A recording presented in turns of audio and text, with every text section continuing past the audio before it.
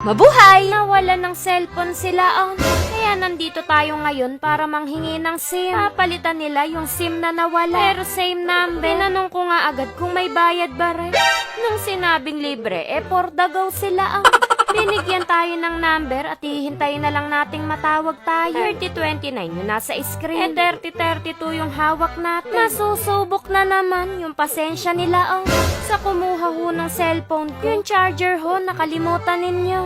Yung cellphone, hindi ko na hinahabol. Dahil nakikita nyo ba yan? Yung mga cellphone na nakadisplay na yan. Akin yan. Pinahiram ko lang talaga sa kanila.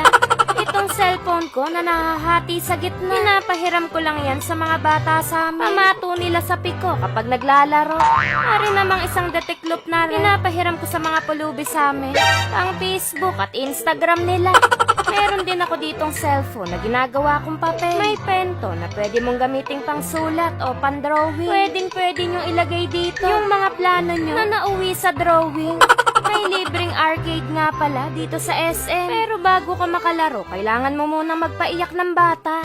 Muntik nang masubok yung pagiging mabuting tao nila. Buti na lang, tinawag na yung bata. Dito ka lang makakakita ng libreng laruan. Ikaw yung maglalaro, hindi ikaw yung paglalaroan. Ilayo nyo sa akin rin, papalahin ko rin. Sinakop nila lahat ng cellphone. Kaya yung mga gusto sanang tumingin, malaman kung ano ang magandang unit. Hindi na nila nalaman, umuwi na lang. Hindi nagpatinag sila, bigyan nyo na. Ilang araw hindi nakahawak ng cellphone yan Sa dami niyang nilalaro, hindi niya na alam kung ano uunahin na. Nakalimutan na nga niya ang tunay na dahilan kung bakit siya nandyan. Basta talaga usapang libre. Nawawala sa katinuan sila, Naghanap muna ako ng upuan. Dahil kalahating oras na akong naglalaro. Naawa na ako sa mga batang naghihintay. Parang gusto nilang sabihin sila naman.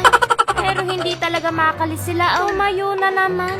Nakita ko kasi yung bata, mukhang masaya siya. Gusto na rin maglaro nila, Kaya sabi ko sa bata, tinatawag na siya ng mama niya. Hindi niya ako pinansin. Pinagpatuloy lang niya yung paglalaro. Pigilan niya ako, pumapatol ako sa bata. Pinagbigyan ko na, basta papisil lang kako. Yung lubog yung kuko. Ba't teka, nasan ba yung pala? Bago pa ako makagawa ng kreme, buti na lang natawag na ako. Hindi ko rin alam kung bakit ako nagtaas ng kamay. Akala ko kasi sasagot sa recitation.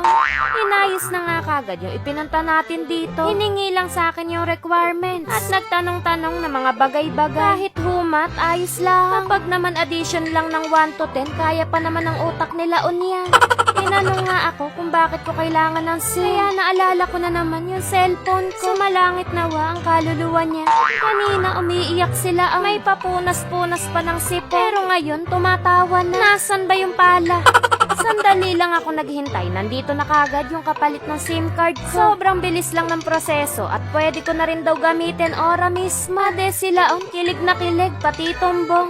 Tinanong ko si madam kung okay na ho ba. Hindi kasi ako makapaniwala na ganoon lang kabilis. Salamat ho. Shoutout nga pala sa lahat ng staff ng Smart. Ang babait at ang bilis ng action. Sing bilis magtago ni sir sa camera.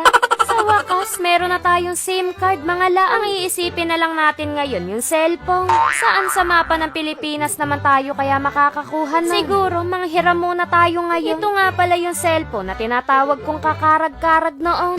Kapag ito yung ginamit mong pang chat habang ikaw ay galit, pumupa na yung emosyon mo, naglo-loading pa rin. Ginamit nga to ng pinsan ko para manood ng live ng basketball. Nakapanood naman siya nung ini-interview na yung MVP. At may isang laon na naman nakapag-arcade ng libre. Nakakuha ng SIM ng libre. Yun lang hanggang sa muli.